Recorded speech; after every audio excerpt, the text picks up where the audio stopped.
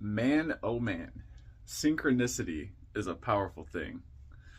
I woke up with this idea in my mind to share a technique that I used to sort of create cohesion in my internal self. And what I typically do is I will imagine that a certain sacred sound is being uttered by someone that is very either mystical or ethereal or ancient or something like that. This person will speak internally, and I will hear them internally, and I will visually see them, and it's that they're singing, not that they are speaking, that they are singing. And as this ethereal voice is singing, I am seeing where it's coming from, the spirit or the entity, and I am feeling where the notes move around my body. This is a technique that I don't know if you would say I developed it, but it's something that developed within me over time to sort of unite the subtle senses, so to speak. So typically what I would do is hear something speaking or singing and my inner ear, like we have an inner eye, an inner mind, the inner ear. And I would then imagine them singing and I would hear it. And then I would imagine that I was in a landscape where I actually wasn't. And then I would imagine feeling things all over my body or feeling emotions like sadness or anger, whatever. And I decided to put all of these techniques together, and I found a sense of cohesion within the inner parts of myself. Right. So I woke up this morning realizing that's not something I've shared. I've shared them individually, but I haven't shared to do them collectively. And I open up YouTube to get ready to post the video, and this video you're about to see was literally the first video that popped up on the feed. Now, it's not that I necessarily believe or agree with everything that they're saying in the video, and it's not necessarily that they would agree or believe everything that I say in my videos, but just how similar the concepts are, and the synchronicity and serendipity of it. I guess it is more serendipitous than synchronicitous, but perhaps not. Anyway, this video coming up, I hope you all enjoy. There definitely is something to it, I think, if not more than just something. So, and again, a little bit of a preface, I guess. Like I said, I don't necessarily agree with or believe everything that they're saying.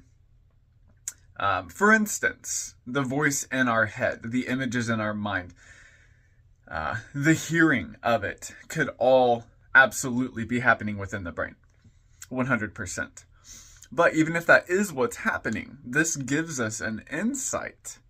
This gives us an insight on how our ancestors thought about things, and potentially how we might think about things again in the future if we're not careful. Anyway, I hope that you enjoyed this little rant, perhaps the idea that came with it about seeing a spirit singing to you and feeling, or an angel or a demon or whatever, singing to you in your mind's eye and hearing it in your mind's ear and feeling it within your mind's body, your mind's skin, your soul. Anyway, that's it for this one. I'm going to go ahead and pass it off to the next guy. Take care. Here's the exercise. Count to 3. We're going to say hip hop to ourselves. Don't say it out loud. Say it only to yourself. At the count of 3, in yourself, we're going to say hip hop. Don't say it out loud, just say it to yourself. 1, 2, 3.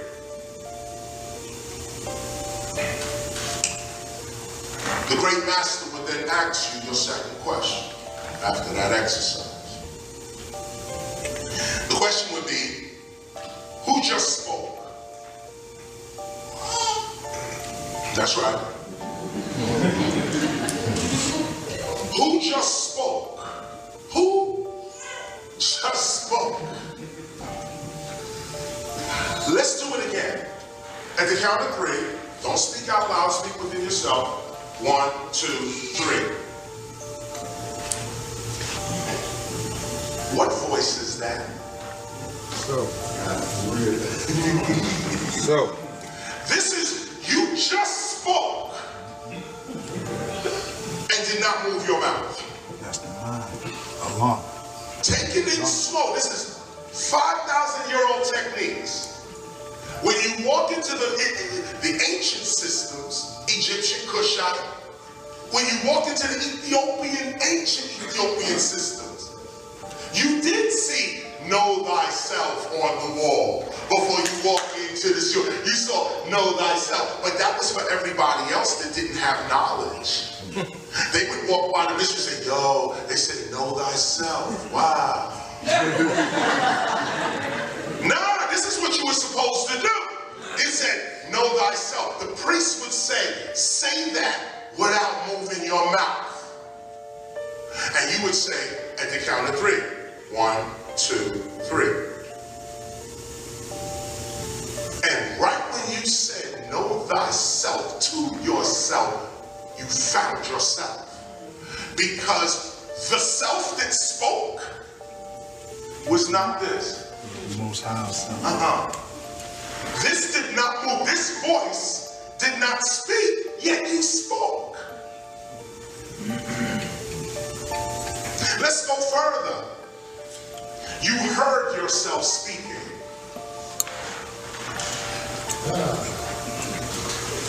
How is that possible? How can you hear yourself speak and you didn't speak?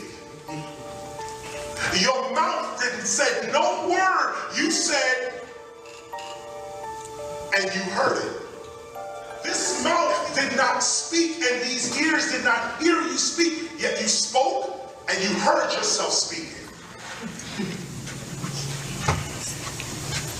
If you close your eyes, you can see your future and your past. What is the vision that sees your past? He said imagination, which is, by the way, the Western term for soul. Image, your imagination.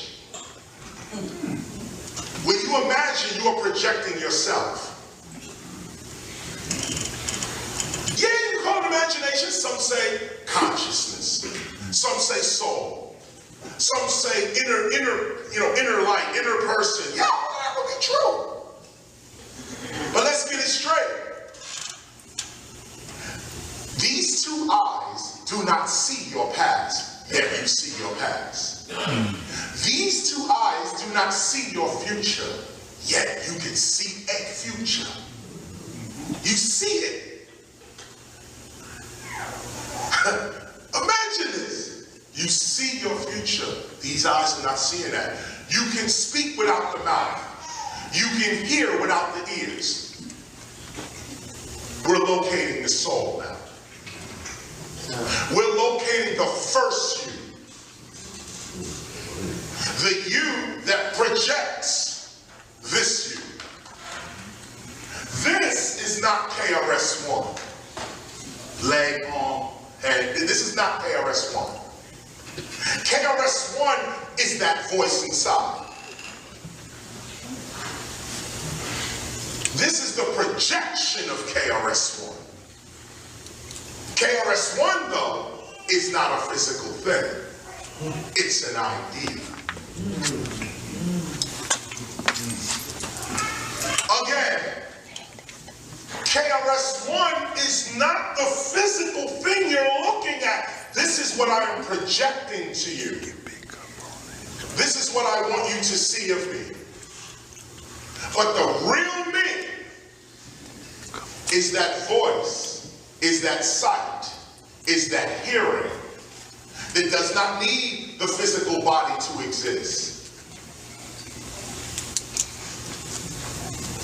ancient priests would say, read that on the wall.